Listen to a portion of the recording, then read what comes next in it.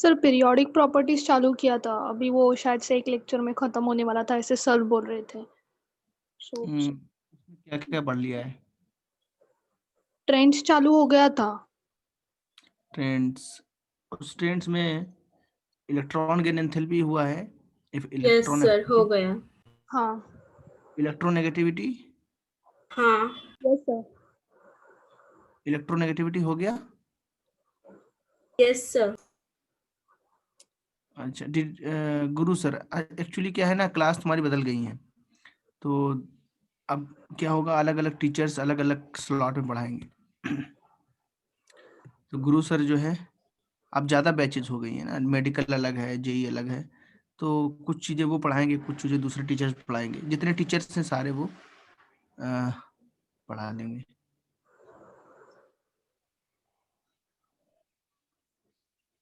अब मूल्यांकन स्केल तो तुम्हारे में है भी नहीं बच्चे, मेडिकल में।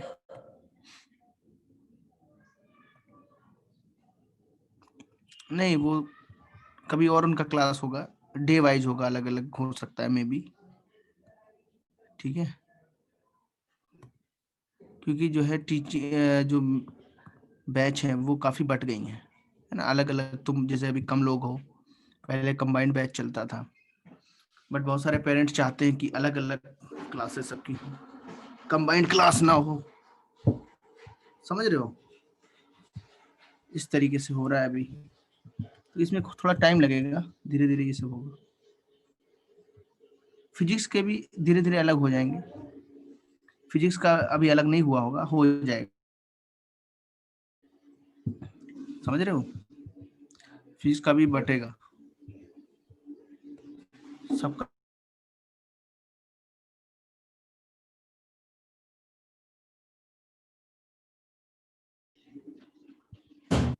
अच्छा, इलेक्ट्रोनेगेटिविटी तुमने बोला हो गया है, इलेक्ट्रोपॉजिटिविटी, इलेक्ट्रोनेगेटिविटी ये हुआ है सबका, metallic character, non metallic character, सारे ट्रेंड्स अभी नहीं हुए ना। चलो, तो मेडिकल में थोड़ा ऐसा है कि बहुत सारी चीजें वो सिलेबस के इसलिए नहीं है, बिकॉज मेडिकल का जो केमिस्ट्री का सिलेबस है, हाँ, वो पूरा का पूरा एनसीईआरटी बेस्ड है। मेडिकल के पेपर में कोई भी कॉन्सेप्ट एनसीईआरटी के बाहर से नहीं आता है सर। और एम्स में, एम्स में भी नहीं आता है, क्योंकि पेपर जो है वो अब एक ही होने लगा है। पहले अलग अलग पेपर होते थे, लेकिन अब ऐसा नहीं है, तो इसलिए तुमको कोई भी दिक्कत नहीं होगी, है ना। इस बार जैसे जो एग्जाम लिया गया है, तो उसमें क्या किया है, कॉम्बिनेशन कर दिया है, तो थोड़ा आसान हो गया है बच्चों के लिए, ज्यादा एग्जाम्स नहीं देने पड़ते हैं।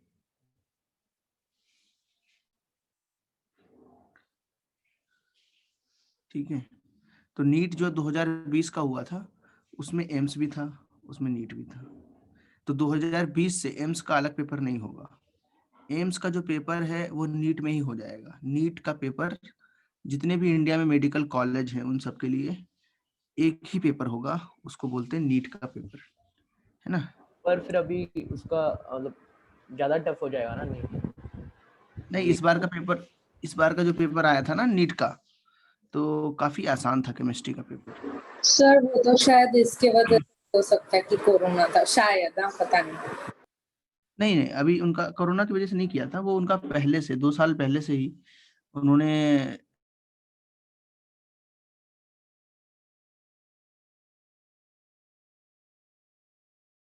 एक ही पेपर उनका हो जाए, पैटर्न सेम हो जाए बच्चों को।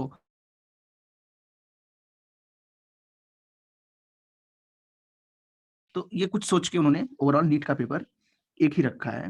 पहले तो जिपमर का अलग होता था, है ना, आर्म्ड फोर्सेस वाला जो कॉलेज है उसका अलग होता था, उसके बाद एमयू का अलग होता था, कुछ साल पहले बीएचयू का अलग होता था मेडिकल का, और धीरे धीरे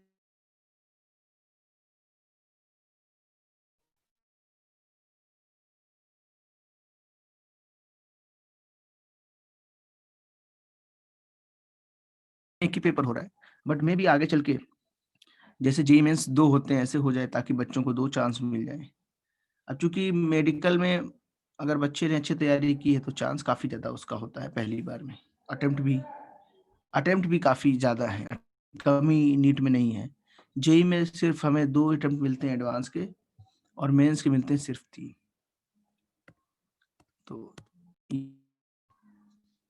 तो मैं थोड़ा सा तुमको इसके ऊपर कुछ चीजें और बताऊंगा। तो मैं अभी स्क्रीन शेयर करने जा रहा हूँ। देखना स्क्रीन सबको दिख गई? Yes sir. ओके।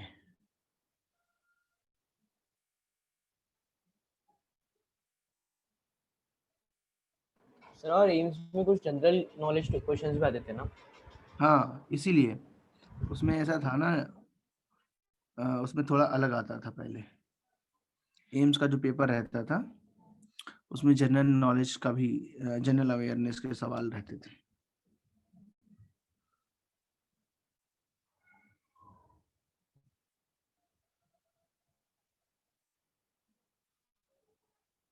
तो ये मैंने अभी तुमको शेयर कर दी है स्क्रीन।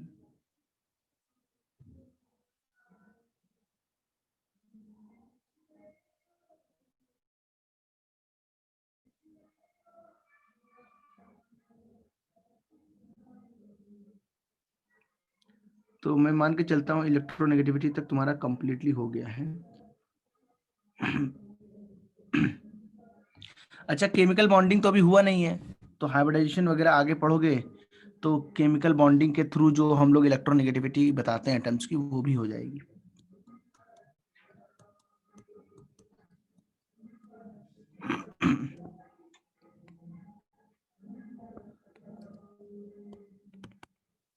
तो ये स्टार्ट कर रहे हैं।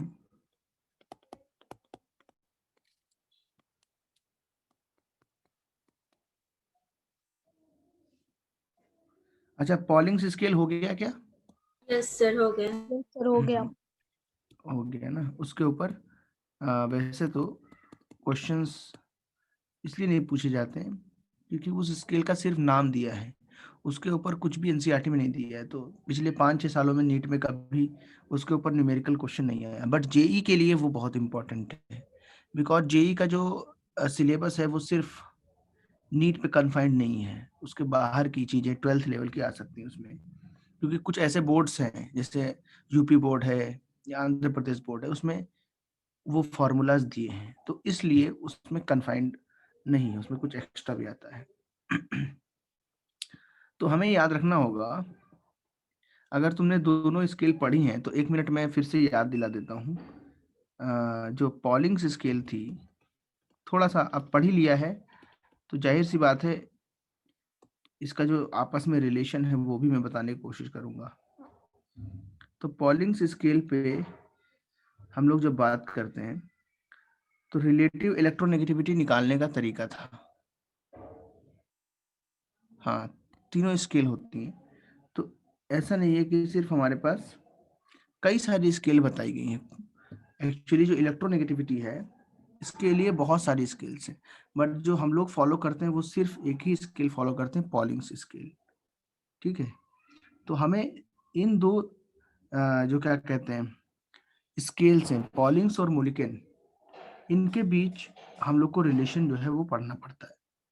बाकी जो जितनी भी स्केल्स हैं, बहुत सारी स्केल आई हैं, उनके ऊपर हम लोग इसलिए बात नहीं करते हैं क्योंकि ऐसे स्केल सबकी अलग अलग है। कुछ साइंटिस्ट ने कुछ सोचा, किसी ने कुछ सोचा, तो इस तरीके से बहुत सारी अलग अलग स्केल्स यहाँ पे बताई जाती है ना। पॉलिंग की स्केल हो गई, फिर उसके बाद मुल्किन की स्केल हो गई, इनके ऊपर हम लोग ज्यादा बात करते हैं क्योंकि ये हमारे पास इसके अंदर दिए हुए हैं। उसके बाद रॉस्को स्केल आती है, एल्ड्रेड रॉस्को, ये साइंटिस्ट थे, इन्होंने भी अपनी स्केल निकाली, बट वो सिलेबस में नहीं है। उसका जो फॉर्मूला है वो तुमको याद रखना पड़ता है, काफी टफ फॉर्मूला होता है, 3590 Z इफेक्टिव अपॉन R के यू स्क्वायर। इस करके तरीके से बहुत सारी चीजें हैं, उनकी कोई इंपॉर्टेंस नहीं है, बिल्कुल जीरो इंपॉर्टेंस है फॉर द नीट। तो इसलिए हम उसको नहीं बताएंगे जो चीजें तुम्हारे सिलेबस में नहीं है। हाँ, क्योंकि पहले तुम कंबाइंड पढ़ रहे थे तो तुम्हें कुछ चीजें ऐसी भी थी जो शायद तुम्हारी जरूरत की ना हो, बट क्योंकि जेई वाले बच्चों के लिए कभी कभी उसके ऊपर क्वेश्चन पूछा जा सकता है, इसलिए उन्होंने पढ़ लिया। तो साथ में तुमने भी पढ़ लिया, उसमें कोई बड़ी बात नहीं है। तो ये 3 ज्यादा इंपॉर्टेंट होती हैं, पॉलिंग्स, मुल्लिगन, अल्ड्रेड, रॉस्को के किसके लिए, जेई के लिए। But for the medical only Pauling's scale is required because difference है, यहाँ हमें 1 घंटे में 45 क्वेश्चन सॉल्व करने हैं, तो ये एक डिफरेंस है, वो काफी ज्यादा डिफरेंस क्रिएट कर देता है दोनों एग्जाम्स में। तो पॉलिंग्स स्केल के बारे में बात करें तो इसकी जो हमारे पास वैल्यूज आती हैं वो देखेंगे हम। बॉन्ड एनर्जी डेटा के आधार पे इसको बताया गया है, ठीक है। बॉन्ड एनर्जी डेटा के हिसाब से हमने इसको बांटा हुआ है। तो अगर कोई हमारे पास 2 एलिमेंट्स हैं ए और बी, तो इनका डिफरेंस इन इलेक्ट्रोनेगेटिविटी, इसको डेल्टा से लिखते हैं, और इसकी वैल्यू जो आती है वो हमारे पास किस में आती है, 0.208। कई सारे फॉर्मूले हैं अलग अलग यूनिट में, बट एक फॉर्मूला तुम्हें सिर्फ याद रखना है, किलो जूल पर मोल एनर्जी में। तो अंदर आता है EAB, मतलब bond energy of AB bond minus इसका फिर square root bond energy of AA minus multiply. Actually ये सारा करवा दिया है सर ने। अच्छा, ये सब हो गया ना, हाँ कोई बात नहीं, इसका सिर्फ हम लोग एक रिलेशन भी करवाया है क्या? अगर ये वाला रिलेशन Yes, हो sir. गया, अगर पॉलिंग्स पे इलेक्ट्रोनेगेटिविटी हमें पता होती है तो हम मुल्लिगन स्केल के साथ उसका जो कंपैरिजन है उसको पढ़ा देते हैं। बट अगर ये याद है तो अच्छी बात है। तो ये 3 फाइनल चीजें आती हैं, मैं सिर्फ उसका फॉर्मूला लिख देता हूँ, तो एक बार तुम्हें ये लग जाएगा कि चलो हाँ यहाँ से फिर से स्टार्ट किया जा रहा है, इसके आगे पढ़ना है, इसके पहले का सारा हो गया है, ठीक है। तो ये फॉर्मूला है। यहाँ आई क्या है, आयनाइजेशन एनर्जी, और ये क्या है, इलेक्ट्रॉन एफिनिटी, और एक्सएम क्या है, मुल्लिगन स्केल पे उसकी इलेक्ट्रोनेगेटिविटी।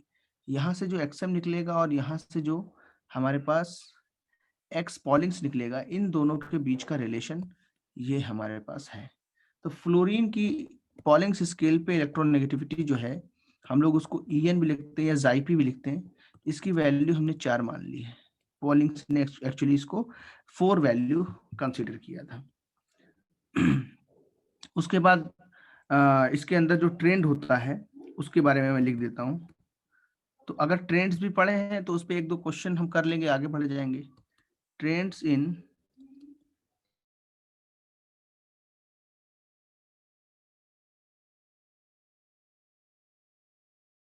ट्रेंड्स ज्यादा इंपॉर्टेंट है। ट्रेंड्स क्या है बताऊं, जब हम लेफ्ट टू राइट जाते हैं तो इसको लिखें हम, when we move from left to right in a period, बताओ उससे क्या होता है, then electronegativity increases. हाँ Increases. क्यों इंक्रीज करती है, ड्यू टू, बताओ क्यों, Effective nuclear charge. हाँ Z इफेक्टिव इंक्रीजेस, और साथ में क्या लिख सकते हैं हम, साइज जो है वो क्या होता है, डिक्रीज करता है, Decrease. साइज डिक्रीज करता है। तो ये हमें याद रखना होता है। इलेक्ट्रोनेगेटिविटी किसके अंदर, एक पर्टिकुलर पीरियड के अंदर अगर बात की जाए। अच्छा, साथ में ही अगर हम बात करें एक ग्रुप में तो लिखेंगे when we move from top to bottom, when we move from top to bottom in a group, then the value of electronegativity decreases। Generally ऐसा होता है, इसके बहुत सारे अलग अलग वेरिएशन है, आगे ग्रुप्स में पढ़ेंगे उनको, जब हम लोग इनऑर्गेनिक केमिस्ट्री पढ़ेंगे तो उसमें मैं इनको समझाऊंगा। शायद तुम लोगों ने लेंथेनाइड या एक्टिनाइड कॉन्ट्रैक्शन अभी नहीं पढ़ा हो, नहीं पढ़ा है तो उसको पढ़ा है। अगर पढ़ लिया है तो बहुत अच्छी बात है। उसके बेसिस पे क्या होता है, बहुत जगह पे ये वैल्यूज चेंज हो जाती हैं, ठीक है। The value of electronegativity decreases down the group. ऐसा क्यों होता है, बिकॉज जो साइज है वो इंक्रीज करता है और z इफेक्टिव ऑलमोस्ट कॉन्स्टेंट ही रहता है, ठीक है, बिकॉज साइज इंक्रीजेस। जब हम डाउन द ग्रुप जाएंगे तो साइज क्या करेगा, वो हमारा डिक्रीज करता जाएगा। ये हमें याद रखना है।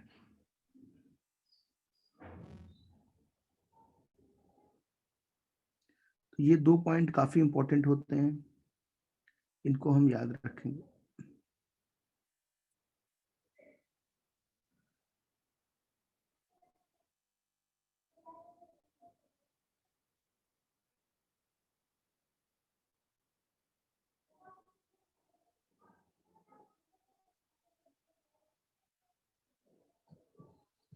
तो इन 2 पॉइंट का हमारे पास बहुत ज्यादा इंपॉर्टेंस है। तो इसको अगर किसी को नोट करना है, कोई नोट करना चाहता है जिसने नहीं लिखा था इसको पहले, तो वो लोग इसको नोट भी कर सकते हैं। क्योंकि जब रिवीजन करोगे तो उस समय कुछ 1-2 नोट्स अगर तुम्हारे पास होंगे तो उसका बेनिफिट तुम्हें मिल जाएगा।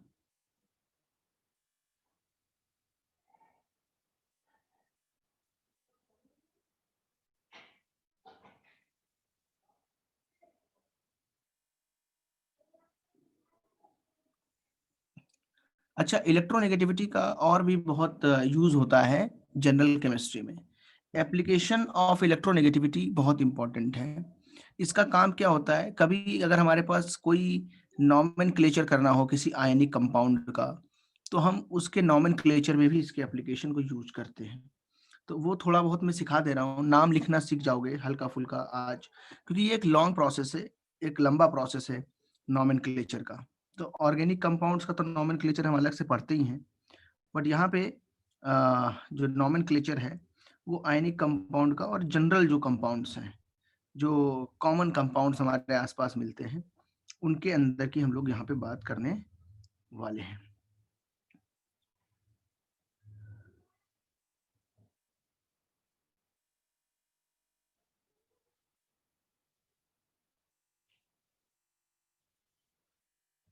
ठीक है, ये लिख लिया होगा सबने। अब आगे बढ़ते हैं। जैसे अगर हम देख लें इलेक्ट्रोनेगेटिविटी ऑफ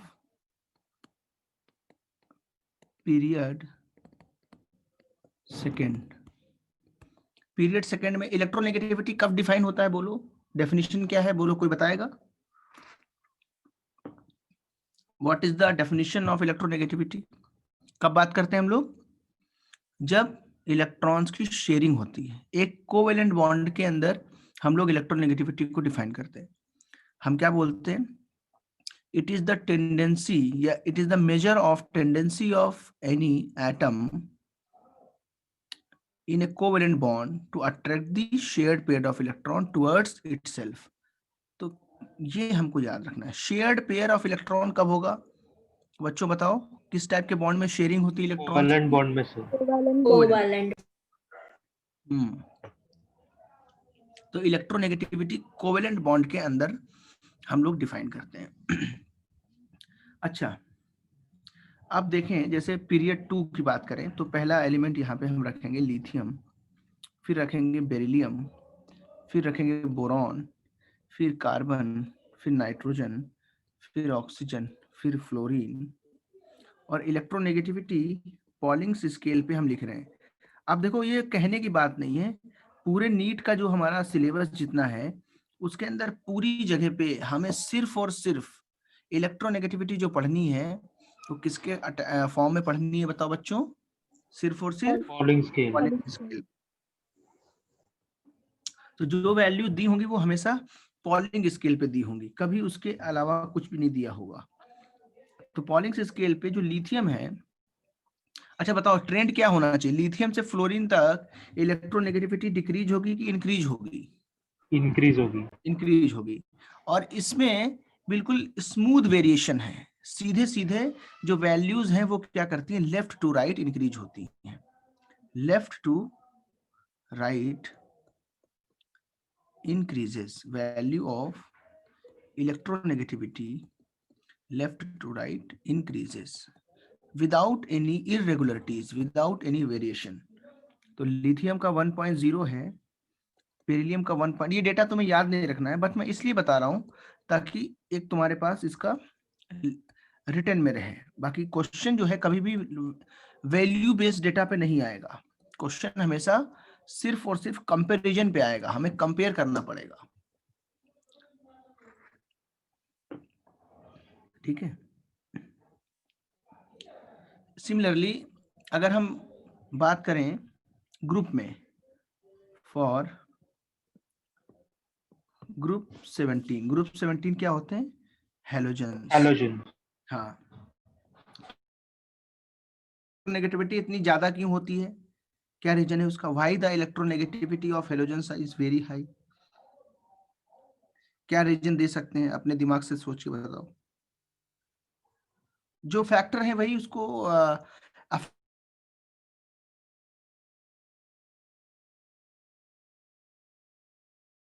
हैलोजन्स का क्या होता है, अपने पीरियड में साइज क्या होता है, सबसे छोटा हो जाता है. इतना पता है तुम्हें? और जेड इफेक्टिव क्या हो जाता है, काफी ज्यादा हो जाता है. ये दो फैक्टर की वजह से हैलोजन जब भी बॉन्डिंग करता है तो इलेक्ट्रॉन्स जो शेयर्ड होते हैं उनको अपनी तरफ काफी ज्यादा खींचता है, चाहे वो फ्लोरीन हो या फिर वो क्लोरीन हो. इन दो फैक्टर्स की वजह से इलेक्ट्रॉन को अट्रैक्ट करने की टेंडेंसी बहुत ज्यादा है. और अगर हम बॉन्डिंग के हिसाब से सोचें तो इसका ऑक्टेट बहुत आसानी के साथ इलेक्ट्रॉन शेयर करने से कंप्लीट भी हो जाता है.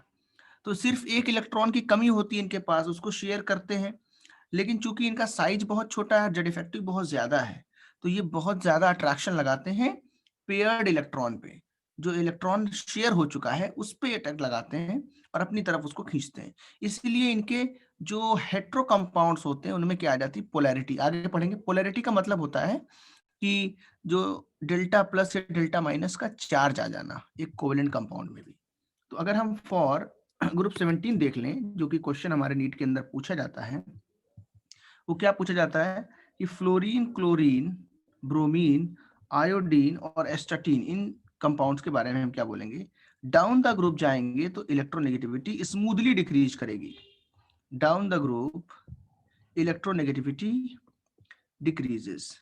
अब चूंकि हम लोग को 12th के अंदर ये टॉपिक जो है अलग से पढ़ना है, ग्रुप 17 केमिस्ट्री, इनऑर्गेनिक केमिस्ट्री में बिल्कुल सेपरेट पढ़नी है, तो वहां पे इनकी और भी बहुत सारी प्रॉपर्टीज हम पढ़ते हैं. बट क्योंकि अभी हम इलेक्ट्रोनेगेटिविटी सिर्फ पढ़ रहे हैं तो सिर्फ सिंपल लिख सकते हैं कि फ्लोरीन से लेकर के क्लोरीन तक जो इलेक्ट्रोनेगेटिविटी है वो स्मूथली क्या करेगी? डिक्रीज करती जाएगी, उसमें कोई भी हमको वेरिएशन नहीं मिलेगा.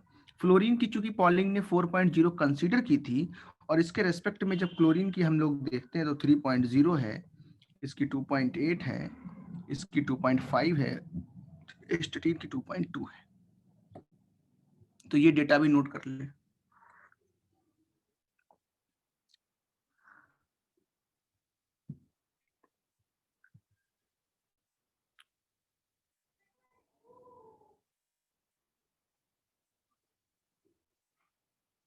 समझ में आ गया?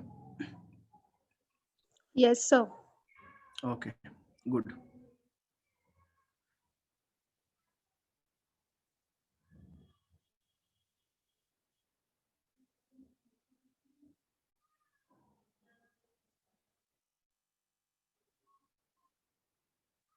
तो कभी भी इनको जो है हमें मेमोराइज नहीं करना है वैल्यूज को इतना ज्यादा. जो वैल्यूज मेमोराइज करनी है वो हमें याद रखनी होती हैं. मैं तुमसे इतना कहूंगा, मैं कुछ कंपाउंड की इलेक्ट्रोनेगेटिविटी नोट करवा रहा हूं, और उनकी अगर इलेक्ट्रोनेगेटिविटी याद कर पाओ तो बहुत अच्छा रहेगा, क्योंकि कंपेयर करना कई जगह पे आसान हो जाता है. सम important elements for which electronegativity on Pauling's scale should be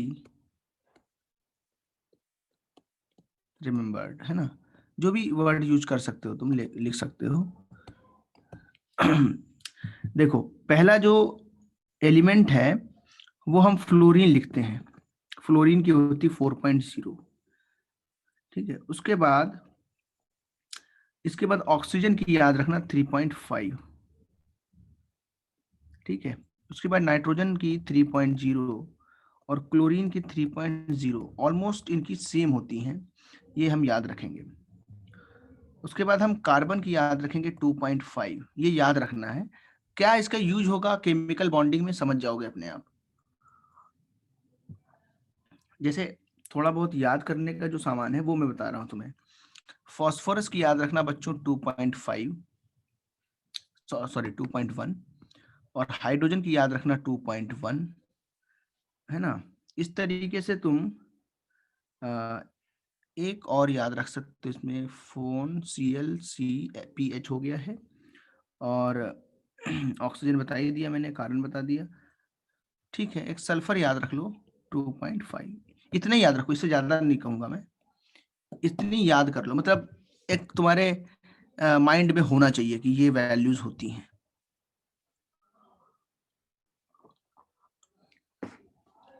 तो ये काफी तुम्हारे लिए फायदेमंद रहेगा अगर इतना याद रख पाते हो। थोड़ा बहुत ये याद रखोगे तो अच्छी बात है।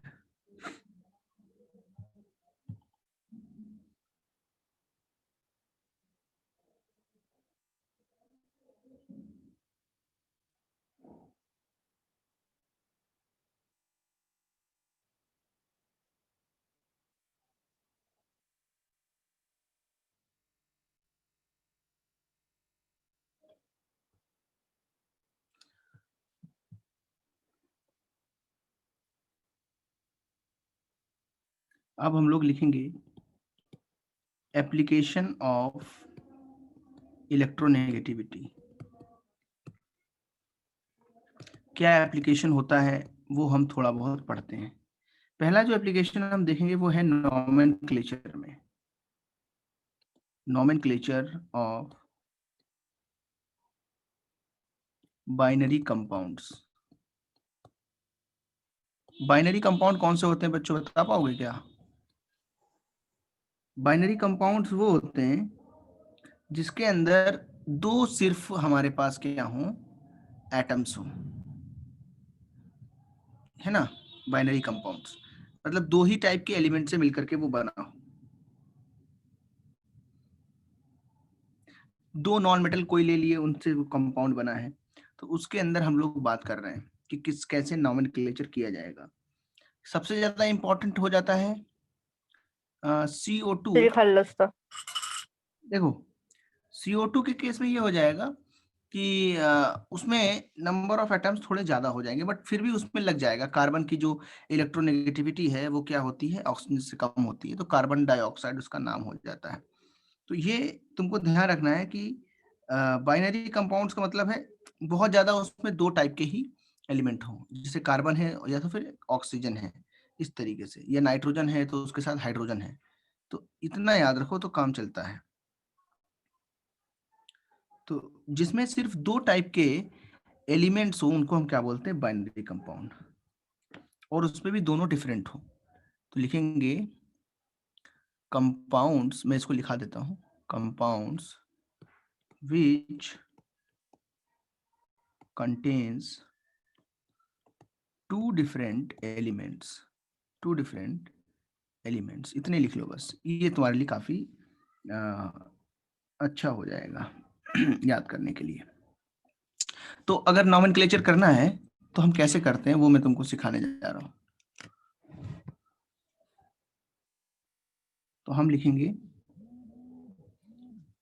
रूल क्या है, rule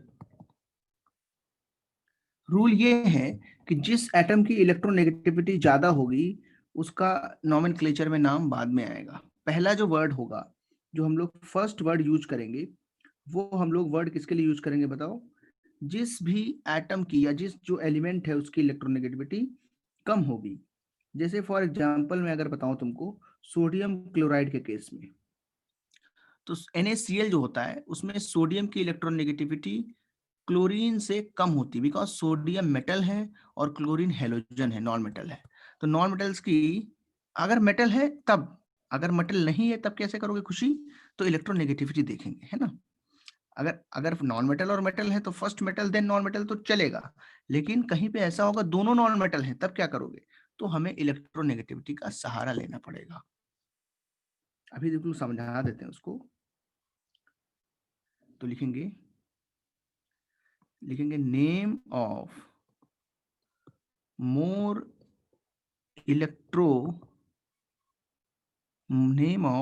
electronegative element is written at the end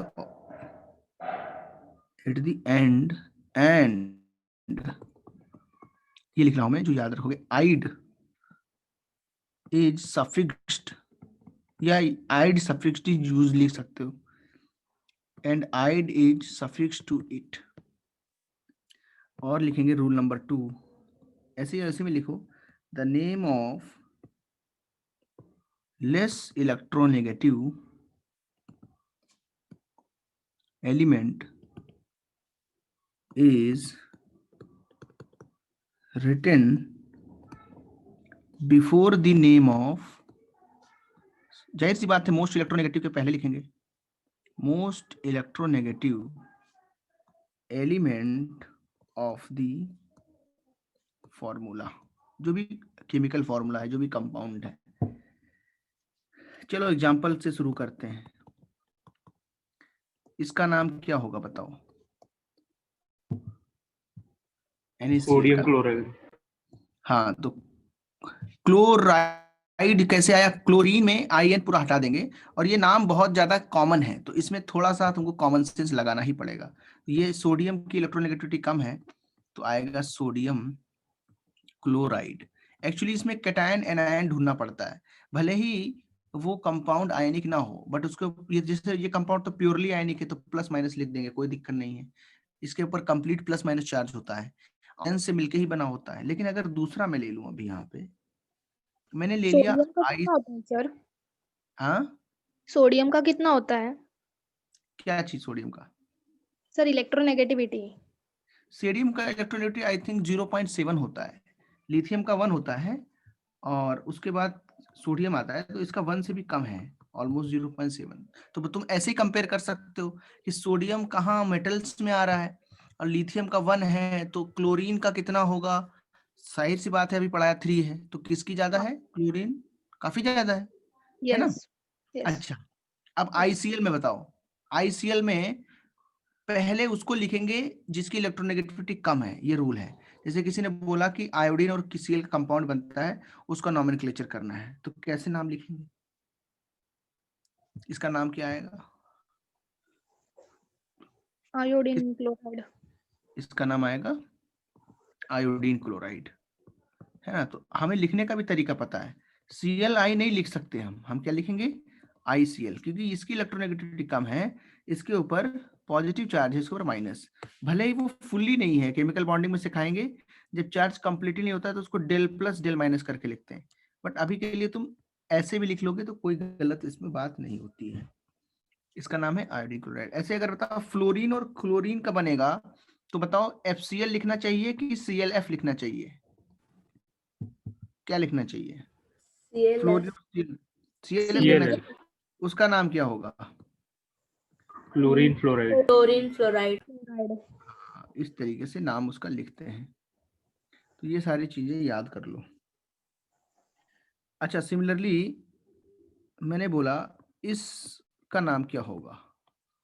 ये अजीब कंपाउंड है बहुत, इसके अंदर ऑक्सीजन जो है वो पॉजिटिव में है और फ्लोरीन नेगेटिव में है, क्योंकि फ्लोरीन दुनिया का सबसे ज्यादा इलेक्ट्रोनेगेटिव कंपाउंड है, तो वो कभी भी कैटायन नहीं बनाता है, वो हमेशा एनायन ही बनाता है। इसका नाम क्या होता है बोलो? Oxygen difluoride. डाइफ्लोराइड, तो ये इसका नाम है। इस तरीके से नॉमेनक्लेचर में हम लोग इसका यूज कर लेते हैं। यही एक्सेप्शन है क्या या फिर और भी है? नहीं, एक्सेप्शन ऐसे नहीं बोल सकते हैं मे बी, क्योंकि देखो तुमको पता ही है एक्सेप्शन क्यों नहीं बोल सकते, बताओ इसको। क्योंकि ऑक्सीजन की इलेक्ट्रोनेगेटिव तो जाहिर सी बात कम ही है ना, तो जिसकी हाँ कम है उसको पहले लिखा, और अब फ्लोरीन की ज्यादा है उसको बाद में लिखा। बट थोड़ा सा अजीब लगता है ना, क्योंकि हम NO2, बट ऐसा नहीं है कि यही चलेगा। इसमें क्या है, कार्बन की इलेक्ट्रोनेगेटिविटी कम है, इसकी ज्यादा है, बट यहाँ पे ऑक्सीजन इलेक्ट्रोनेगेटिव है, इसके लिए उसको पहले लिख लिया। Okay sir.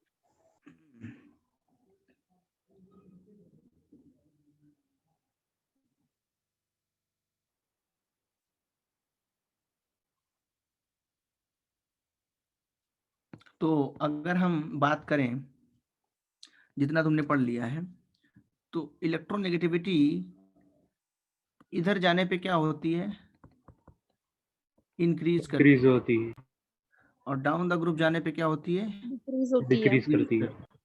तो इस तरीके से डायगनली क्या होगी, इलेक्ट्रोनेगेटिविटी इंक्रीज करेगी। करेगी कि नहीं करेगी, डाउन डायगनली इलेक्ट्रोनेगेटिविटी क्या करेगी, इंक्रीज करती जाएगी। ठीक है, तो यहां से लेकर के ऊपर तक ये बढ़ती जाएगी।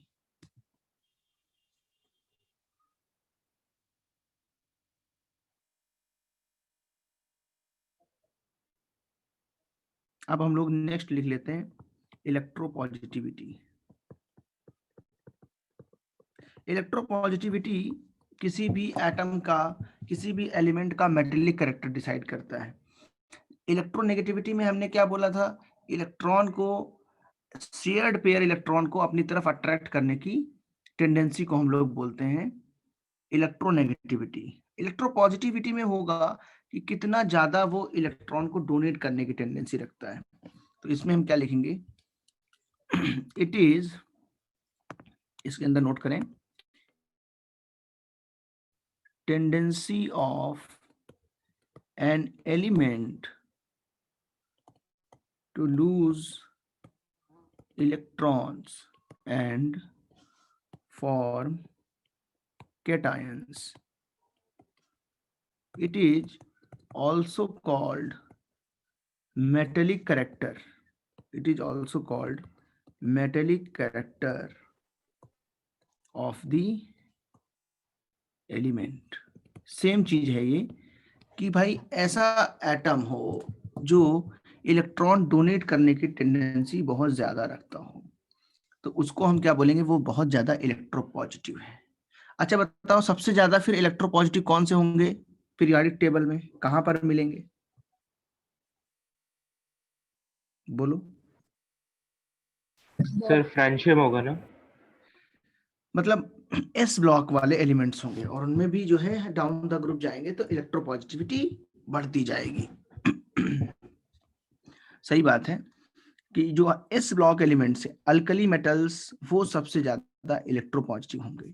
तो इलेक्ट्रोपॉजिटिव का मतलब क्या, इलेक्ट्रॉन डोनेट करना है। इलेक्ट्रॉन कब डोनेट कर पाएगा, जब इफेक्टिव न्यूक्लियर चार्ज क्या हो, बताओ, कम हो। डिक्रीज होगा। हाँ, और इलेक्ट्रोनेगेटिव, सॉरी, जेड इफेक्टिव की वैल्यू या इफेक्टिव न्यूक्लियर चार्ज की वैल्यू कम हो और साइज बड़ा हो, ताकि वो आसानी से इलेक्ट्रॉन दे दे।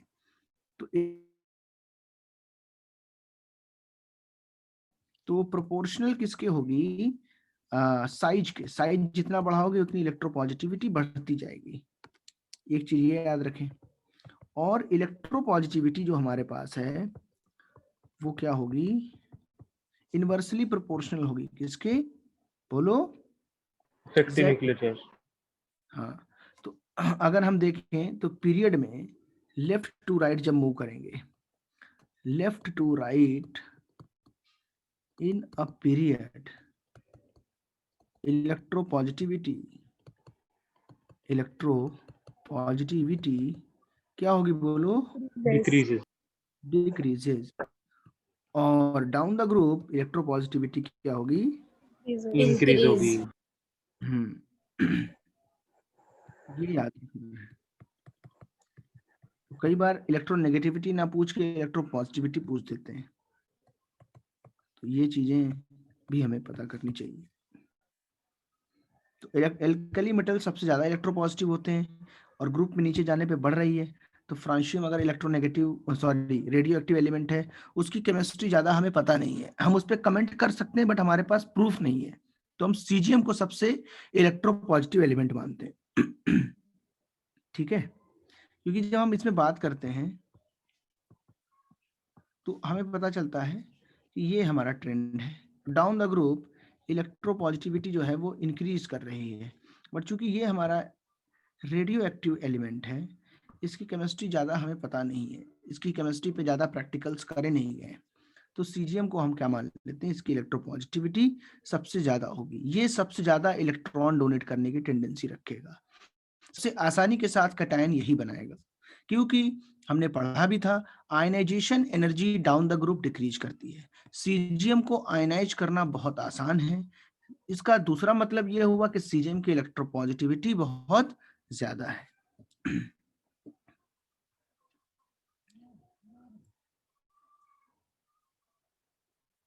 तो हम लोग लिख सकते हैं कि लेफ्ट टू राइट में मेटेलिक कैरेक्टर भी बढ़ता है। लेफ्ट टू राइट में क्या बढ़ता है, मेटेलिक कैरेक्टर इंक्रीज करता है, सॉरी, लेफ्ट टू राइट में मेटेलिक कैरेक्टर डिक्रीज करता है और नॉन मेटेलिक कैरेक्टर इंक्रीज करता है, और डाउन द ग्रुप में क्या होगा, इसका उल्टा होगा। यहाँ पे अगर हम बात करें तो जैसे जैसे हम नीचे जाओगे तो वैसे वैसे मेटेलिक कैरेक्टर वो इंक्रीज करेगा और जो नॉन मेटेलिक कैरेक्टर है वो डिक्रीज करेगा। तो ये दो चीजें हमको याद रखनी है। सर स्क्रॉल अप करो ना। हाँ, यहीं से लिखना है क्या? और अच्छा, बस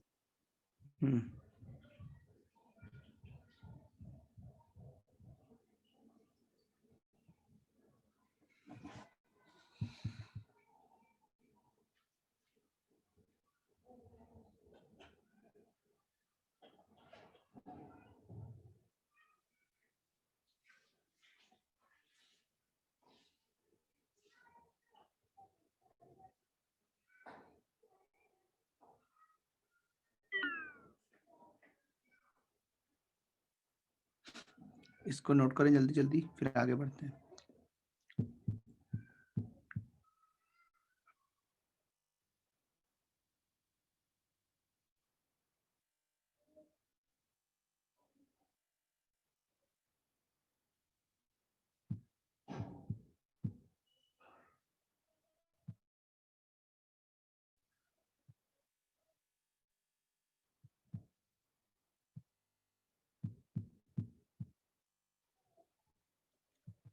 सर स्क्रॉल डाउन करो।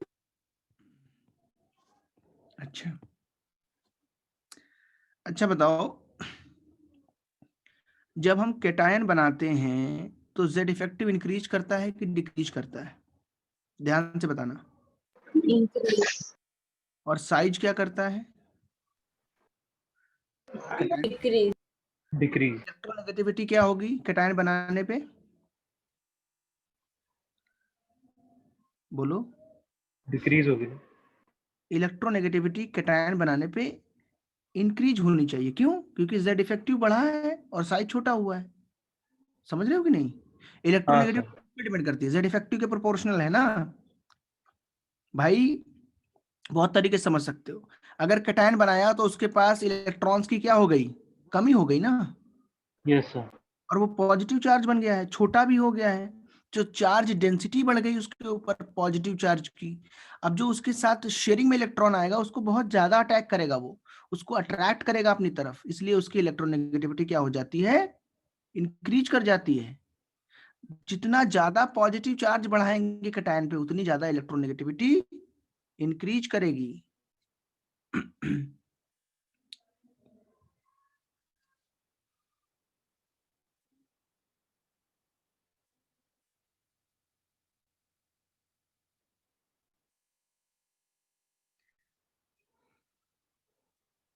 अच्छा, नोबेल गैस की इलेक्ट्रोनेगेटिविटी कितनी होनी चाहिए, क्या बताओगे? 0 सर। हाँ, मतलब बहुत ज्यादा उसकी जो है लो वैल्यूज होती हैं, काफी लो वैल्यूज पे वो काम करता है। क्यों? क्योंकि कभी भी जो हमारे पास नोबेल गैसेस हैं वो क्या नहीं बनाते हैं, बताओ? कोवेलेंट बॉन्ड्स नहीं बनाते हैं। सिर्फ जीनॉन है, रेडॉन है, ये कुछ ऐसे नोबल गैसेस हैं जो कंपाउंड्स बनाते हैं जिनके अंदर उनकी इलेक्ट्रोनेगेटिविटी काफी कम होती है। तो हम ये नहीं बोलेंगे कि सबकी जीरो होती है, लेकिन बहुत लो होती है। यही एक इरेगुलरिटी है जो बहुत ज्यादा ऑब्वियस है, जो कि सामने से पता चल जाती है। कुछ इरेगुलरिटीज ऐसी भी हैं पी ब्लॉक एलिमेंट्स के अंदर जो ज्यादा ऑब्वियस नहीं है, लेकिन उनको हम लोग पी ब्लॉक पढ़ते टाइम पे पढ़ लेते हैं। तो ये चीज है, उसको तुम आगे पढ़ लोगे।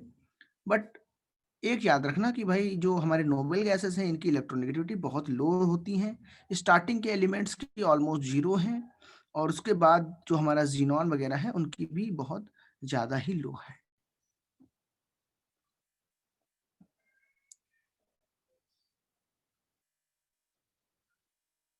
तो हीलियम, नियॉन, आर्गन, ये तीनों के कोई भी कंपाउंड दुनिया में हमको मिल नहीं पाए हैं। अभी भी इन पे काम चल रहा है। कभी कभी न्यूज में आता है इतनी देर के लिए ये बना लिया, ये आर्गन का कोई कंपाउंड बनाना चाहा ऐसा, लेकिन प्रैक्टिकली कोई कंपाउंड इनके मिलते नहीं है। क्रिप्टॉन, जीनॉन और रेडॉन के हमको मिल जाते हैं। जैसे हम तुमको जीनॉन की बता दें, 2.6 के आसपास इलेक्ट्रोनेगेटिविटी है। तो इलेक्ट्रोनेगेटिविटी इनकी भी कुछ है, बिकॉज कुछ कंपाउंड बनाते हैं, बट काफी ज्यादा इसमें इरेगुलरिटी। लेफ्ट टू राइट हमने लिखा है कि इलेक्ट्रोनेगेटिविटी बढ़ती है, लेकिन ये सब कहाँ तक वैलिड है? ये सिर्फ हैलोजेंस तक वैलिड है। उसके बाद इनर्ट गैस पे ये लागू नहीं होता है। उनकी इलेक्ट्रोनेगेटिविटी हमें अलग से याद रखनी पड़ेगी।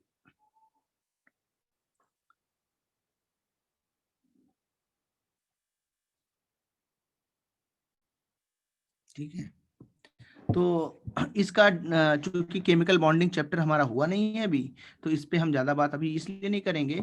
इसके एप्लीकेशन बहुत सारे हैं।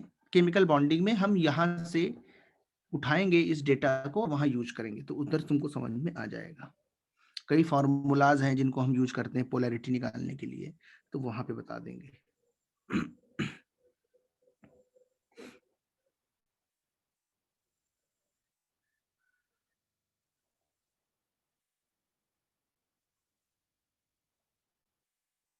अच्छा, क्या तुम लोगों ने ऑक्साइड्स के बारे में पढ़ा है? Acidic oxides, basic oxides, amphoteric oxides, ये वाला पॉइंट हुआ है, कवर हुआ है क्या? एसिडिक ऑक्साइड कौन से होते हैं, बेसिक कौन से होते हैं, इस पे शायद बात नहीं हुई है अभी। अच्छा ठीक है, इस पे बात कर लेंगे। ये सबने नोट कर लिया इलेक्ट्रोपॉजिटिविटी का? Yes sir. Okay, very good.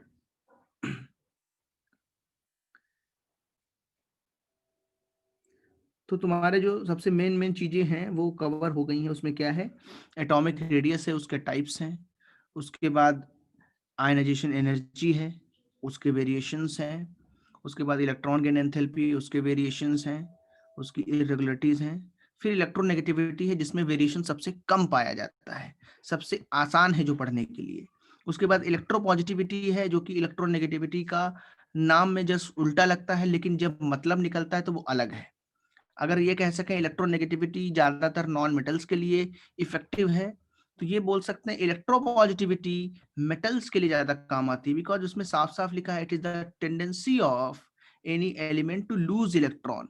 तो इलेक्ट्रॉन को लूज कौन से करते हैं? मेटल्स लूज करते हैं। तो ये हम याद रखेंगे। तो ये इलेक्ट्रोपॉजिटिव का हमने काम कर लिया। अब इसके ऊपर जैसे क्वेश्चन कर लेते हैं, या एक दो पॉइंट लिखेंगे, इंपॉर्टेंट पॉइंट रिगार्डिंग इलेक्ट्रोनेगेटिविटी। ये पॉइंट मुझे ऊपर लिखाना था, मैं भूल गया था लिखाना। तो ये सारे जो पॉइंट्स है छोटे छोटे काफी इंपॉर्टेंट होते हैं, इनसे डायरेक्ट सवाल पूछे जाते हैं एग्जाम के अंदर। तो लिखेंगे इंपॉर्टेंट पॉइंट में पहला point, on increasing the charge on cationic species electronegativity क्या होगी? बोलो। इंक्रीज होगी। हाँ, वेरी गुड। बिकॉज जो इलेक्ट्रोनेगेटिविटी है वो जेड इफेक्टिव के प्रोपोर्शनल है, इलेक्ट्रोनेगेटिविटी साइज के इनवर्सली प्रोपोर्शनल है। तो मैं अब तुमसे 3 बात पूछूंगा, उसमें बताना ए और ए प्लस में किसकी इलेक्ट्रोनेगेटिविटी ज्यादा है, बोले। ए प्लस। हाँ, ए तो यहीं पे तुम्हारा रिवीजन भी हो जाएगा थोड़ा। ए और ए प्लस में किसका साइज बड़ा है, ए ए ए और ए प्लस में किसका जेड इफेक्टिव ज्यादा है, ध्यान से। इफेक्टिव का फॉर्मूला क्या है, जेड माइनस सिग्मा। तो जेड तो दोनों के लिए सेम है, सिग्मा क्या होता है, नंबर ऑफ इलेक्ट्रॉन्स पे डिपेंड करता है, जितने ज्यादा इलेक्ट्रॉन्स है उतना ज्यादा सिग्मा होगा। किसमें इलेक्ट्रॉन कम है, ए में या ए प्लस में? ए प्लस में। ए प्लस का जेड इफेक्टिव ज्यादा होगा ना, यस सर। तो इतना याद रख लेना। ओके, तो थोड़ा सा टाइम ले सकते हो बट आंसर सही देना है। अब मैं एक और क्वेश्चन इसमें लिखता हूँ, एग्जांपल लेता हूँ। A3 plus A2 plus A plus A में, इनमें सबसे ज्यादा इलेक्ट्रोनेगेटिव कितना किसमें है? ये नीट का बहुत इंपॉर्टेंट क्वेश्चन है। कैसे पूछते हैं इसको, Al3 plus Al2 plus Al plus और Al, सबसे ज्यादा इलेक्ट्रोनेगेटिविटी किसकी आएगी बोलो? Al3 plus. Al3 plus. इस तरीके से ये डिक्रीज करेगी, तो डिक्रीजिंग ऑर्डर लिखा हुआ है ये। तो ये अननोन कंपाउंड में पूछ सकते हैं एलिमेंट में, या एक प्रैक्टिकल एग्जांपल ले सकते हैं जैसे कि एल्यूमिनियम का है। तो ये नोट करें, ये ऊपर से नोट किया है क्या? तो छोटे छोटी पॉइंट्स पे बहुत अच्छे सवाल जो है वो हमारे एग्जाम के अंदर आते हैं। जल्दी से नोट करें इसको ताकि आगे बढ़ा जाए। तो जेईई मेंस और नीट का सिलेबस बिल्कुल सेम है, इसमें कोई दिक्कत की बात नहीं है। बट जेईई एडवांस का जो सिलेबस है वो चूंकि टाइम का काफी ज्यादा होता है, 6 घंटे में हमें नीट से कम क्वेश्चन करने पड़ते हैं। नीट में कितना टाइम होता है, 3 आवर्स का। कितने सवाल होते हैं, 180। जेईई एडवांस में हमारे पास 6 घंटे होते हैं, डबल टाइम। और क्वेश्चंस कितने होते हैं, क्वेश्चंस हमारे पास 110 के आसपास होते हैं, या कभी कभी मैक्सिमम है तो 120 तक जा सकते हैं बस। तो काफी डिफरेंस है दोनों एग्जाम्स में, इसलिए उसमें थोड़े से बड़े सवाल दे दिए जाते हैं, उसमें कैलकुलेशन वाले सवाल ज्यादा आते हैं। इसमें कॉन्सेप्चुअल क्वेश्चन छोटे छोटे पॉइंट्स पे काफी ज्यादा आएंगे। तो ये एक पॉजिटिव चीज है इस एग्जाम की, इसमें अगर कॉन्सेप्ट अच्छे हैं हमारे तो काफी कम टाइम में हम सवाल को कर सकते हैं। सबने नोट कर लिया ये? अब नेक्स्ट देखो, पॉइंट नंबर 2 जो है वो एनायन पे है। On increasing the charge on anion, electronegativity decreases as Z effective decreases and size, बोलो बच्चों क्या होगी, एनायन का साइज बढ़ाने पे, चार्ज बढ़ाने पे इंक्रीज करेगी, Increase. है ना? हाँ, तो जैसे जैसे हम एनायन के लिए बात करें, अगर फॉर एग्जांपल ए लिया, A-2, तो किसकी इलेक्ट्रोनेगेटिविटी बोलो बच्चों ज्यादा होगी सबसे? ध्यान से बताना, ए की। Very good. किसका साइज बड़ा होगा बच्चों बताना तीनों में? A-2। A-2. हाँ, और किसका जेड इफेक्टिव ज्यादा होगा बोलो इन तीनों में? A। जेड इफेक्टिव सबसे ज्यादा इसका होगा, क्योंकि अगर कंपाउंड जो सॉरी एलिमेंट है उसका सिंबल्स चेंज नहीं हुआ है, मतलब उसके प्रोटॉन्स तो सेम ही हैं और उसका इलेक्ट्रॉन चेंज हो रहा है। जितने ज्यादा उसके ऊपर माइनस चार्ज हैं उतने ज्यादा उसका क्या है बताओ बोलो, उसका उतना ज्यादा नंबर ऑफ इलेक्ट्रॉन्स है, उतना ज्यादा उसका सिग्मा है, और उतना ही कम उसका जेड इफेक्टिव होगा। सिग्मा बढ़ाओगे तो जेड इफेक्टिव क्या होगा बोलो, डिक्रीज करेगा। तो इस पे एक क्वेश्चन जैसे बना सकते हैं कि arrange the following in increasing order of electronegativity. ठीक है, तो इसके अंदर जैसे हम ले रहे हैं कार्बन +4, कार्बन +2, कार्बन 2-, तो इसको कैसे अरेंज करेंगे हम इंक्रीजिंग ऑर्डर ऑफ इलेक्ट्रोनेगेटिविटी में, बताओ। ये कार्बन है, सबसे ज्यादा इलेक्ट्रोनेगेटिव कौन सा लग रहा है तुम्हें? C+4। +4। तो इंक्रीजिंग में लिखना है तो हम ऐसे उठा के लिख देंगे, है ना, सही हो जाएगा। Yes sir. यस। हाँ, इस तरीके से। इसमें साइज का भी पूछ सकता था, साइज का अगर पूछता तो कैसे करोगे? सबसे बड़ा C2- साइज। सबसे बड़ा। हाँ, तो मान लो अभी नहीं दिया है तो सिर्फ ट्रेंड सही लिख दो, इंक्रीजिंग डिक्रीजिंग जो भी है चलेगा। उसके बाद सी है, और फिर तो ये भी ऐसे पूछा जाता है सवाल।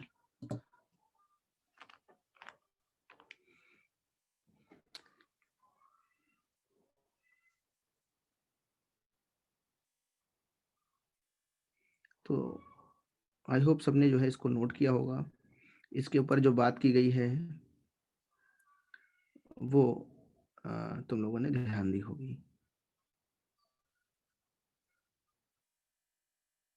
अच्छा, आगे जब हम केमिकल बॉन्डिंग पढ़ेंगे तो हम ये भी देखेंगे कि इलेक्ट्रोनेगेटिविटी से कैसे हम लोग किसी कार्बनिक जो ऑर्गेनिक होता है, कार्बन का जो कंपाउंड है, उसके जो हाइड्रोकार्बन है या कोई भी चीजें हैं उनमें हाइब्रिडाइजेशन एक टर्म पढ़ेंगे, उसके अकॉर्डिंगली भी बात करी जाएगी। तो वो चैप्टर केमिकल बॉन्डिंग में ये चीज वापस से आने वाली है। बट अभी तक जितना हमें नॉलेज है उसके अकॉर्डिंग अगर हम बात करें तो इन्हीं पॉइंट्स पे बात हो सकती है सिर्फ। आगे बढ़ जाने। अच्छा, सो Yes, sir. सर्वे में बोला था ना, यस, वेरी गुड। तो हाँ, उसके ऊपर बात करी जाएगी। सर तो वो ऊपर का रह गया लिखने सर, ए का एग्जांपल दिया था अननोन वाला। कौन सा वाला? एनायन वाला ऊपर? हाँ ये वाला। अच्छा, तो बहुत बेसिक चैप्टर है, केमिस्ट्री के बेसिक चैप्टर्स में से एक माना जाता है ये।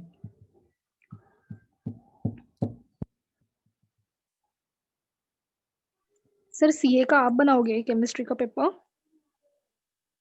हाँ, तो उसमें तुम्हारे चैप्टर्स सिलेबस आया कि नहीं अभी तुम्हारा? नहीं, मेडिकल वालों का नहीं आया। सर मेडिकल वालों का पोस्टपोन हुआ, 22 को है अभी। मैसेज अच्छा, आया है? मेडिकल का, हाँ, चूंकि जो टाइपिंग का काम है ना उसमें थोड़ा सा ये हो जाता है, तो ज्यादा पोस्टपोन नहीं होगा। जैसे इस वीक इनका हो रहा है तो नेक्स्ट वीक तुम्हारा हो जाएगा। सर 22 को बोला है। 22 को है, हाँ। 22 को है ना?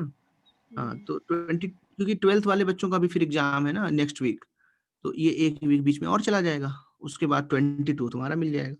तो उसमें जो अच्छा, चैप्टर ये है, चूंकि हाँ, तो सीए के अकॉर्डिंग तो उसमें क्यूमुलेटिव है, तो उसमें सारे चैप्टर्स आएंगे जितने हुए हैं अभी, है ना? हाँ सर। तो पेपर तुम्हारा नीट लेवल का ही बनता है। पिछली बार जो पेपर था वो नीट का दिया है ना तुम लोगों ने, 45 क्वेश्चन। हाँ सर। दिया था। हाँ, तो वैसे ही पेपर बनेगा फिर से, उसी लेवल, एक ही लेवल है उसमें, तो लेवल भी घटा बढ़ा नहीं सकते ना। मतलब क्वेश्चन थोड़े अच्छे डाल सकते हैं, बट टाइप ऑफ क्वेश्चन तो वही है, सिंगल करेक्ट, है ना, तो उसमें कोई दिक्कत नहीं।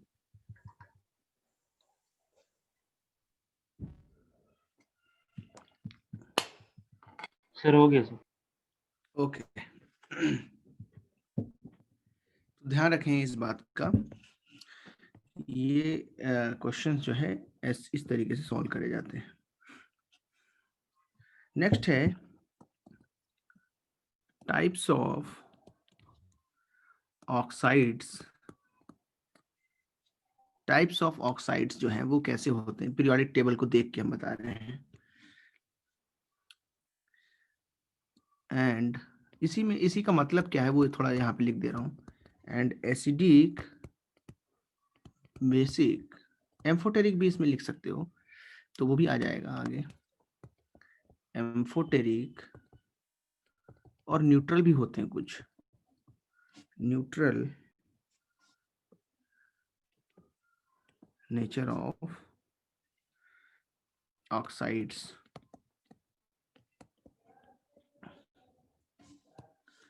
ठीक है, और एसिड्स की बात हम आगे कर लेंगे जब हम लोग एक्चुअली इनऑर्गेनिक केमिस्ट्री में घुसेंगे। जब ब्लॉक केमिस्ट्री पढ़ेंगे तो वहां पे हम ऑक्सी एसिड्स पढ़ाएंगे। हाँ, ऑक्सी एसिड्स केमिकल बॉन्डिंग में एक बार और आएगा। कई बार एक्चुअली क्या है, केमिस्ट्री में बहुत ज्यादा रिपीट होती है चीजें, एक चीज पढ़ोगे फिर वही आएगी, फिर वही दूसरे चैप्टर आएगी, तो काफी बार रिवीजन होता है। तो मैं जो कुछ बातें लिख रहा हूँ वो बिल्कुल जनरल बातें हैं, उनको वैसे ही याद रखना है। तो लिखेंगे in general oxides of metals are basic in nature. कैसे होते हैं बोलो? बेसिक। ये 9th में बहुत सारे। बेसिक इन हाँ, फॉर एग्जाम्पल इसके एग्जाम्पल ले लेते हैं। सोडियम ऑक्साइड बोलो कैसा होगा? बेसिक होगा। ठीक है, ऐसे अगर हम बात करें पोटेशियम का ऑक्साइड, वो भी कैसा होगा? बेसिक होगा। मैग्नीशियम का ऑक्साइड कैसा होगा बोलो बच्चों? बेसिक। Fe का ऑक्साइड चाहे फेरस हो या फेरिक हो, फेरस कब बोलते हैं? जब Fe+2 में होता है। तो ये धीरे धीरे सीखोगे, क्रिस क्रॉस मल्टीप्लीकेशन कर लेते हो ना, ये एसिडिक होगा। क्रिस क्रॉस का मतलब क्या होता है? जैसे इस पे अगर +2 चार्ज है और इस पे 2- चार्ज है तो ये Fe2O2 टाइप का बनेगा, बट वो Fe2O2 ना लिख के हम सिंपलेस्ट फॉर्मूला क्या लिखते हैं? FeO। तो ये क्रिस क्रॉस मल्टीप्लीकेशन ऐसे करते हैं। ये भी बहुत सारे बच्चे 9th या 10th में पढ़ के आ जाते हैं। तो इस तरीके से क्रिस क्रॉस किया तो इसका फॉर्मूला क्या आया? Fe2O3। तो ये जब +3 में होता है तो इसको बोलते हैं फेरिक ऑक्साइड, और जब ये +2 में होता है इसको बोलते हैं फेरस ऑक्साइड। ठीक है, आयरन का जो फेरस नाम है ये ग्रीक वर्ड है। दूसरी चीज मैं लिखा रहा हूं उसको ध्यान से देखना। What about Fe3O4? Fe3O4 बच्चे एक मिक्स्ड ऑक्साइड है।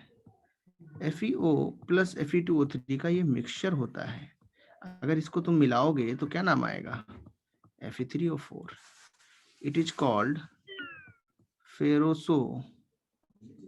फेरोसोफेरी ऑक्साइड, यह इसका दूसरा नाम है, और मिक्स्ड आयरन ऑक्साइड।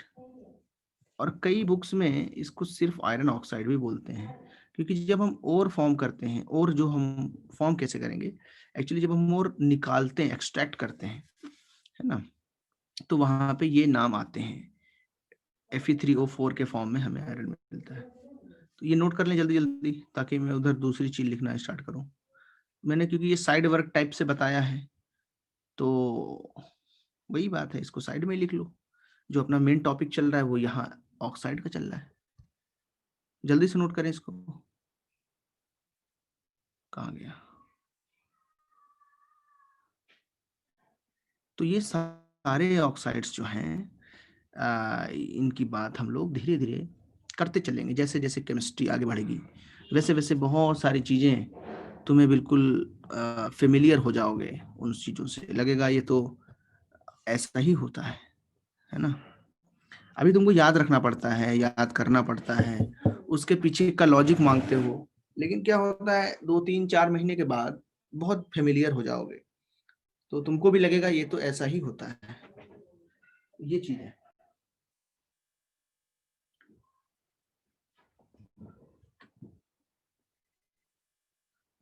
अच्छा, तो ये Na2O MgO सारा नोट करो।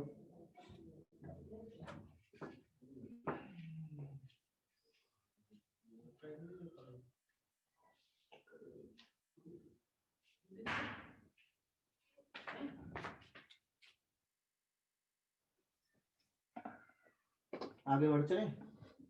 Yes sir.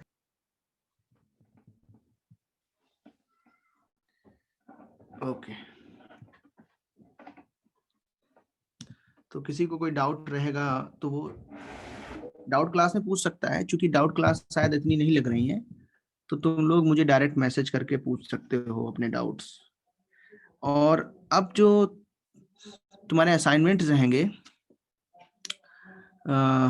वो तुमको क्या करना पड़ेगा मैं बता देता हूँ पहले। याद आ गया है, अभी अभी हमारे पास 14 मिनट हैं, तो थोड़ा पढ़ लेते हैं, फिर मैं उसके बारे में बात करने वाला हूँ। कैसे प्रैक्टिस करोगे? पढ़ तो बहुत कुछ रहे हो, प्रैक्टिस कैसे करेंगे हम? इन जनरल ऑक्साइड्स, ये IES नहीं है, यहाँ पे सिर्फ ES हो जाएगा। कर लिया होगा वैसे तुम लोगों ने, है ना? इन जनरल ऑक्साइड्स ऑफ, इसको अलग से ऐसे नोट कर लो। General oxides of non metals और कैसे होते हैं बोलो? Acidic in nature. Acidic in nature, acidic in nature. अच्छा, पीरियोडिक टेबल में मेटल्स कहाँ पे मिलते हैं, कुछ आइडिया है? मेटल्स एस और डी ब्लॉक में, और मेटलॉइड की जो जिगजैग लाइन होती है उसके लेफ्ट साइड में होते हैं मेटल। हाँ, मतलब ऐसे बोल सकते हैं ना, S ब्लॉक तो पूरा मेटल है ही, है ना? यस। D ब्लॉक पूरा मेटल है, और P ब्लॉक में नॉन मेटल भी हैं, मेटल भी हैं और मेटलाइड्स भी हैं, तीनों हैं उसमें। तो मेटल्स तो बहुत ज्यादा मिलते हैं, 78% तक तो केवल मेटल है पूरे पीरियोडिक टेबल में। ठीक है, गैसेस तो गिनी चुनी है, सब मिला के 14-15 गैसेस होंगी आई थिंक रूम टेम्परेचर पे, नॉन मेटल्स में जो आती हैं। नॉन मेटल्स भी रियल गैस पूरे मिला लो इधर, सॉरी जो हमारी नोबल गैसेस हैं, और नॉन मेटल्स 2-4 मिला लो, तो नॉन मेटल्स भी बहुत ज्यादा नहीं है, मेटलॉइड्स भी थोड़ा ही है, मेटल सबसे ज्यादा है। नॉन मेटल्स के ऑक्साइड कैसे होते हैं बोलो? एसिडिक। क्या एग्जांपल दे सकते हो, कोई तुम्हारे नजर में आ रहा है एग्जांपल? बोलो, जो तुमको याद आ जाए बताओ। SO3 भी तो होता है। हाँ। हाँ, ऐसे NO2 भी होता है ना? तो carbon dioxide, sulphur dioxide, sulphur trioxide, NO2 nitrogen dioxide, ये सारे हमारे एसिडिक ऑक्साइड्स हैं, है ना? सर नाइट्रस ऑक्साइड भी होता वो नाइट्रस ऑक्साइड न्यूट्रल होता है, उसको आगे पढ़ाएंगे, है। तो ओके सर। इसलिए तो लिखा दिया है। तो ये याद रखना है तुमको कि इन जनरल होता है बच्चे, कार्बन मोनोऑक्साइड बच्चे न्यूट्रल होता है। तो इन जनरल का मतलब क्या होता है कि जनरली ऐसा होता है, बट कई जगहों पे ऐसी चीजें बदल जाती हैं। ठीक है, याद रख लोगे। और ले सकते हो बहुत सारे ऑक्साइड्स हैं। सिलिका का ऑक्साइड भी हमारा जो है SiO2 एसिडिक होता है, ये कार्बन फैमिली में आता है, कार्बन। टेलुरियम का ऑक्साइड भी जो है हमारा एसिडिक होता है। तो इतने बहुत है। अच्छा, क्लोरीन का ऑक्साइड जो है, बहुत सारे ऑक्साइड है क्लोरीन के, वो सारे भी एसिडिक होते हैं, है ना? ब्रोमीन का जो ऑक्साइड है वो भी हमारा एसिडिक होता है, Br2O5 भी बनाता है, Br2O3 भी बनाता है, Br2O7 भी बनाता है। तो ये मैं लिखा दे रहा हूँ ताकि जब रिवीजन करोगे तब तो सब कुछ आता होगा, तो अच्छे खासे एग्जांपल्स मिल जाएंगे। अच्छा, कैसे पता लगाएंगे कि एसिडिक है? क्या तरीका होना चाहिए? Any idea? जैसे मैंने बोल दिया CO2 एसिडिक है, कैसे बताओगे एसिडिक है? पीएच पेपर से, पीएच स्केल पे। उनका नेचर मतलब वही pH लेवल से। पीएच कैसे चेक करोगे? लेकिन पीएच किसका चेक करा जाता है?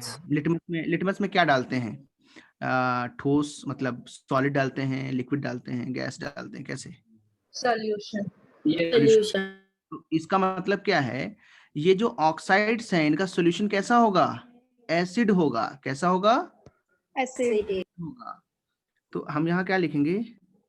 Solution of these oxides will be acidic। कैसा होगा? एसिडिक होगा, एसिड बनेगा। जैसे CO2 पानी में डाला, तो अभी तो मैं तुमको नहीं बता रहा हूँ, इसमें इक्विलिब्रियम बनता है, डायरेक्ट याद कर लो। तो कौन सा एसिड बनता है ये? H2CO3। क्या नाम है इसका? H2CO3 कार्बोनिक का एसिड। नाम क्या है? Acid carbonic acid. SO2 को पानी में डालेंगे, कौन सा एसिड बनेगा बोलो? H2SO3। Sulphuric acid. Sulphurous acid नाम सल्फ्यूरस होता है। धीरे धीरे याद हो जाएगा। देखो एक चैप्टर ऐसा है जिससे सब कुछ क्लियर हो जाता है, उसका नाम है केमिकल बॉन्डिंग। तो उसमें समझ में आ जाएगा क्यों सल्फ्यूरस बोलते हैं, क्यों कार्बोनिक बोलते हैं।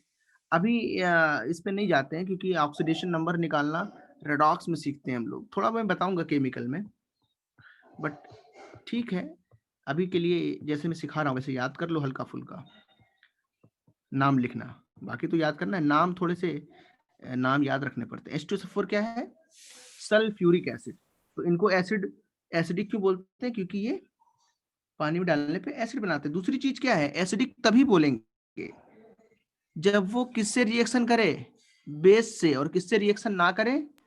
बोलो एसिड से। हाँ, हम लिखेंगे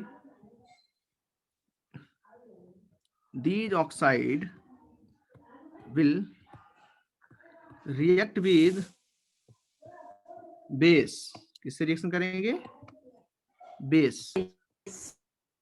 but will not react with acid। ठीक है, तो याद रखेंगे। ऐसे बेस में भी हमने नहीं लिखाया था ये, उसमें भी तुमको यही पता होना चाहिए। थोड़ा बहुत लिख देता हूँ मैं साइड में, नहीं लिखा है अगर, इसको नोट करा देता हूँ। सॉल्यूशन ऑफ दीज ऑक्साइड्स कैसा होगा बताओ? बेसिक ऑक्साइड कैसा होगा? Will be basic. बेसिक और किसके साथ रिएक्ट करेंगे? एसिड के साथ। हाँ, they react with acids, but किसके साथ नहीं करते हैं? बेसिस के। बेसिक अच्छा, बेस के कुछ एग्जांपल बता पाओगे? कौन कौन से बेस होते हैं?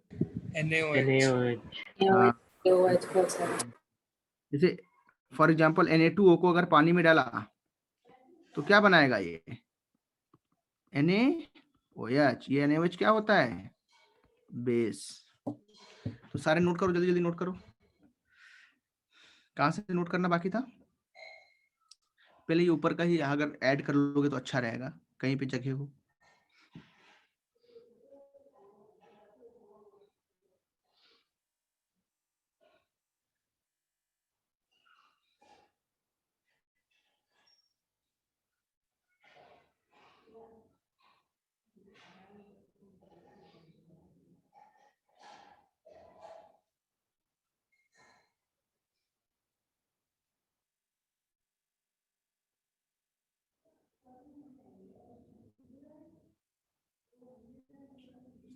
क्या मैं नीचे करूं इसको? नोट हो गया? हाँ सर ये वाला बचा है? हाँ हो गया। ओके, अब ध्यान से देखेंगे। इस तरीके से कुछ ऑक्साइड्स एम्फोटेरिक भी होते हैं, उनको भी लिख लो। Amphoteric oxide. एम्फोटेरिक ऑक्साइड कौन से होते हैं बोलोगे? जो दोनों बेस और एसिडिक प्रॉपर्टी शो करते हैं। तो लिखेंगे ऑक्साइड विच शोज, ऑक्साइड लिखा है तो विच शो लिख दो, which show both acidic and basic nature are called amphoteric oxide. Amphoteric oxide. These oxides react with both, किससे रिएक्शन करते हैं ये? Acid and both base. Acid. Base and acid हाँ, दोनों से रिएक्शन करते हैं। तो इसके एग्जाम्पल बिल्कुल क्लियर होते हैं, उनको रटना पड़ता है। मैं एक तुमको ट्रिक बताता हूँ, उससे याद रखना। एक ट्रिक है, तो कैसे याद रखोगे? मुझे एक्चुअली वो नेमोनिक्स टाइप का है। मैंने पहले लिख देता हूँ। ये हैं ZnBAlSnPb, ठीक है। इतने हमको याद रखने, इसके अलावा इसमें और भी होते हैं, ऐसा नहीं कि सिर्फ यहीं तक लिमिटेड है। बट ये वाले जो हैं वो एम्फोटेरिक ऑक्साइड्स कैसे होते हैं, कॉमन होते हैं। तो इनके कॉमन जो है ऑक्साइड्स जो होंगे, जैसे ZnO है, BeO है, Al2O3 है, SnO है, PbO और PbO2 है। तो ये हमारे ऑक्साइड्स कैसे होते हैं, एम्फोटेरिक होते हैं। ये हमारे एसिड के साथ रिएक्शन करते हैं और बेस के साथ भी रिएक्शन कर लेते हैं। तो इतना हमें याद रखना पड़ेगा कि एम्फोटेरिक ऑक्साइड जो हैं वो ये वाले हैं। एक्चुअली जो हमारे पास एंटीमनी है, इसके भी ऑक्साइड जो हैं, चाहे वो Sb2O3 हो या Sb2O5 हो, antimony trioxide, antimony pentaoxide, lead oxide, lead dioxide, ये सारे के सारे एम्फोटेरिक ऑक्साइड के अंदर आते हैं। इनको इस तरीके से तुम ये कम से कम इतने तो याद रखो, इसका छोड़ दो, गैलियम का भी होता है एम्फोटेरिक, जर्मेनियम का भी है। उन सबको हम बाद में देख लेंगे जब उनके ग्रुप स्टडीज करेंगे। वो इतना ज्यादा बीच में हमारे सामने एकदम से प्रकट नहीं होंगे, एकदम से नहीं आएंगे, उनकी ज्यादा जरूरत नहीं है अभी। बट Zn का है, Be का, Al का, Sn का, इनका याद रखना बहुत इंपॉर्टेंट है, ठीक है।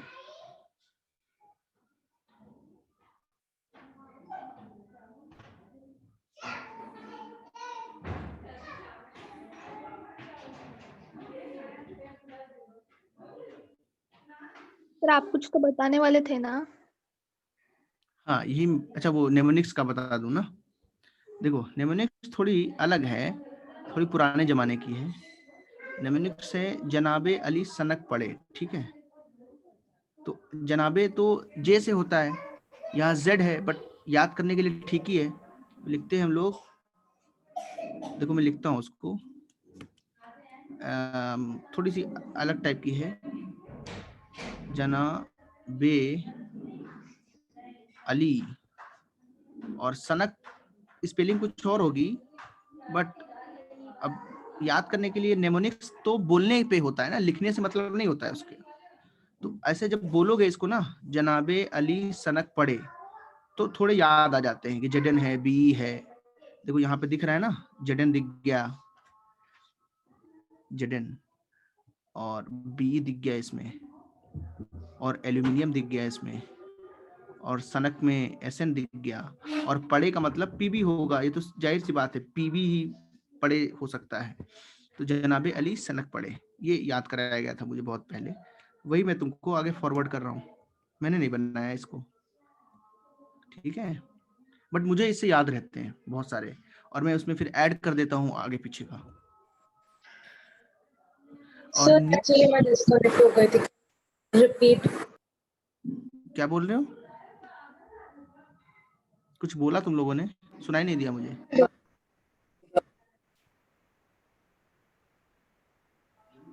नीट का बताने वाला था मैं क्या? वो बोल रही है रिपीट करो, उसका डिस्कनेक्ट हो गया था। अच्छा उसका डिस्कनेक्ट हो गया था। हाँ तो सुनो, इसको याद करने का ना क्या है, इसको याद करने का तरीका है, एक नेमोनिक्स है। नेमोनिक्स क्या है, जनाबे अली सनक पढ़े। तो जनाबे अली सनक पढ़े में हम Z ले लेते हैं, भले वहां पे J हो, हम ले लेते हैं। असाइनमेंट का बताऊंगा मैं, याद करा रहा हूँ उसको, उसने पूछा है शायद, किसी ने बोला है रिपीट करो। तो Zn Be Al Sn Pb इसमें दिख गया, P से Pb, इतना सा याद करते हैं हम लोग। बट अगर तुम्हारी मेमोरी स्ट्रांग ही है, इतना ज्यादा तुम लोग वैसे बायो में याद करते हो, तो डायरेक्ट रट लो, याद कर लो, कोई दिक्कत नहीं होती ना, ये सब याद कर लो। और भी इसमें एडिशन आगे होते रहेंगे, बहुत सारे एडिशन हम करते हैं इसमें, ये सबके साथ रिएक्शन करता है। और न्यूट्रल ऑक्साइड सिर्फ अभी के लिए तुम्हें 3 याद रखने हैं, CO, NO, N2। इसका नाम क्या है बोलो, कौन बताएगा? Carbon monoxide. इसका नाम क्या है बोलो? Nitric oxide. साइड और इसका नाम क्या है? Nitrous oxide. Nitrous oxide. Side ये न्यूट्रल है, they do not react with acid or base, किसी के साथ रिएक्शन नहीं करते हैं। एक्चुअली जो H2O है पीएच के हिसाब से इसका भी pH 7 होता है न्यूट्रल, बट इसको हम अलग से याद रखते हैं कि ये एक न्यूट्रल ऑक्साइड है on the basis of pH. Reaction के मामले में इसको इसलिए नहीं लेते हैं क्योंकि H2O क्या है, सॉल्वेंट है, भले ये रिएक्शन ना करे इसमें हम हर चीज को डिजोल्व करा सकते हैं। CO में H2O में हम HCl को भी डिजोल्व करा सकते हैं, और H2O में हम लोग किसको डिजोल्व करा सकते हैं बोलो, कोई बेस को भी डिजोल्व करा सकते हैं। बेस भी इसमें क्या हो जाता है, डिजोल्व। जैसे अमोनिया कोई है हमारे पास तो ये इसमें भी डिजोल्व हो जाता है, तो ये याद रखेंगे, ऐसा होता है। Cl माइनस आएगा, सॉरी बच्चों यहाँ पे OH माइनस नहीं। तो पीएच के बेसिस पे न्यूट्रल है, बट रिएक्शन या सॉल्यूशन के अकॉर्डिंगली वो सबको डिजोल्व करता है, तो कृपया इसको नोट कर लें। और असाइनमेंट के बारे में बता रहा हूँ।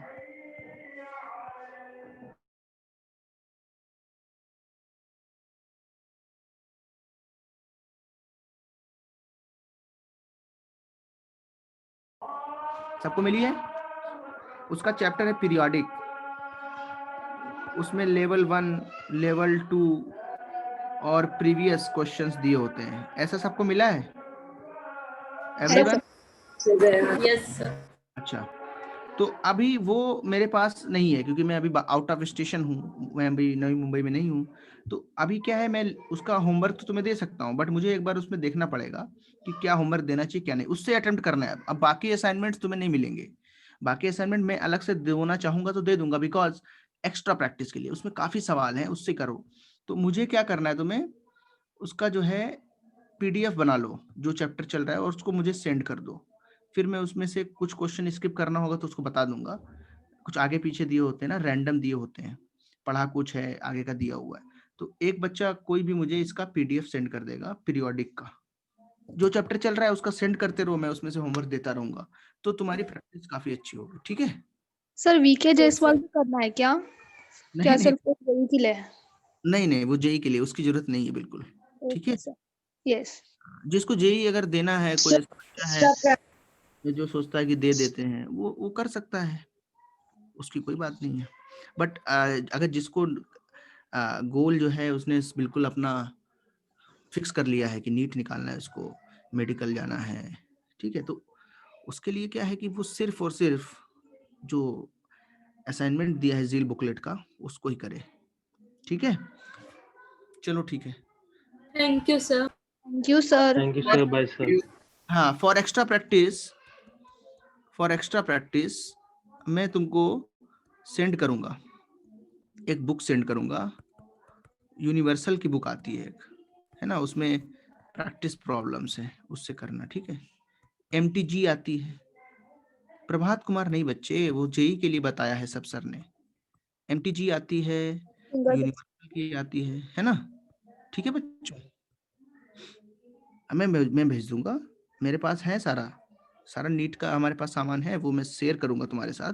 पहले तुम अपनी तरफ से रिस्पॉन्स तो करो, असाइनमेंट तो ये वाला क्लियर करो, लेवल 1 लेवल 2 वाले, तो मैं तुमको तुरंत ही यूनिवर्सल की शेयर करता हूँ बुक, उसके पहले शेयर करूंगा क्योंकि मुझे कॉन्फिडेंस है तुम लोगों पे कि तुम वो तो सब करोगे ही, तो मैं उसके पहले ही शेयर कर दूंगा एक्स्ट्रा यूनिवर्सल और MTG सारी ये बुक्स जो भी हैं, कोई एक उसमें से कर लोगे चलेगा। ठीक है, चलो ठीक है, तो हाँ, थैंक्स एवरीवन, बाय बाय। तो मैं इसको जो है ग्रुप पे शेयर कर दूंगा नोट्स तुम्हारे अगर जिसको रह गए। ओके, और इसमें अभी और क्लास होनी है ना, तो मैं सर को होस्ट बना के निकलता हूँ। चलो बाय एवरीवन।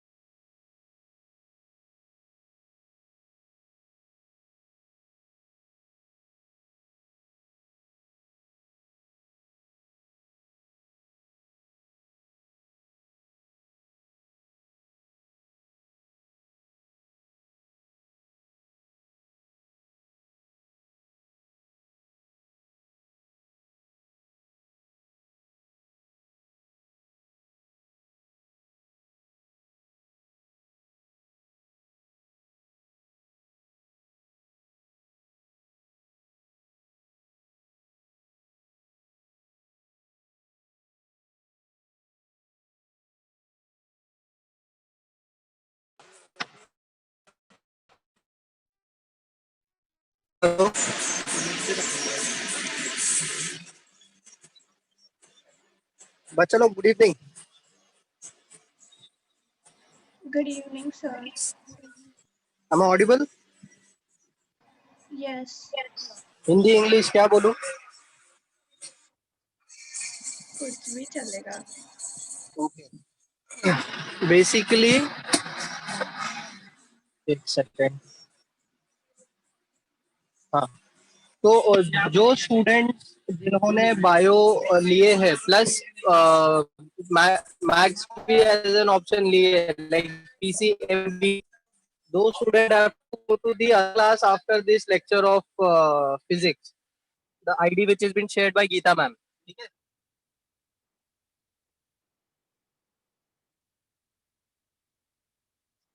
Hello.